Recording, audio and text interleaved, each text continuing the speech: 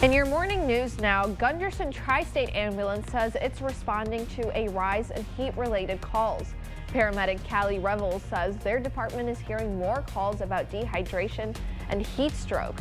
She says people often aren't able to keep up with their fluid intake when it's this hot out. That's why actively planning water breaks is a good thing to do.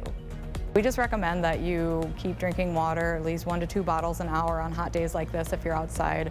Keep your pets hydrated. I've heard people that are putting water and ice cubes in their bowls just to kind of cool them down faster.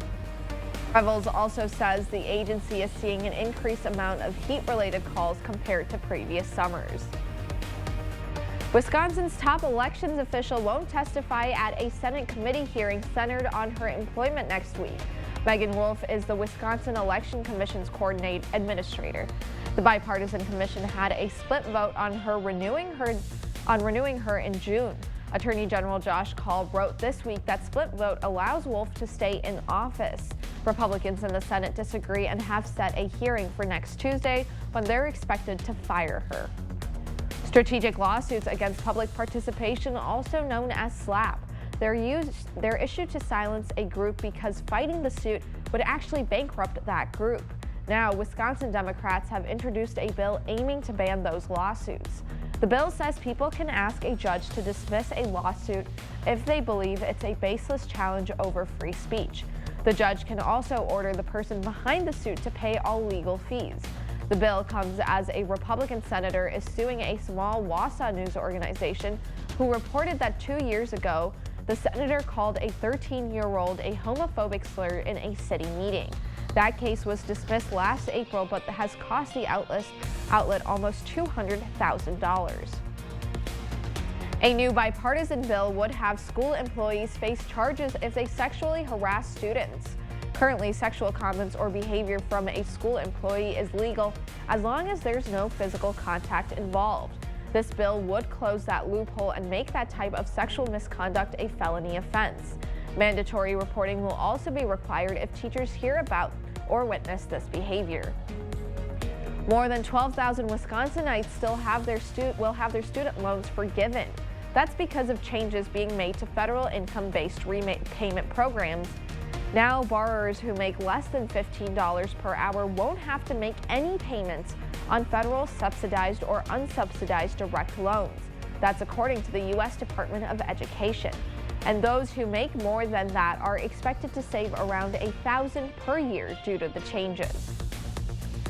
The 18th annual Stepping Out in Pink is just around the corner, so the Gunderson Medical Foundation held its Pink Day fundraiser.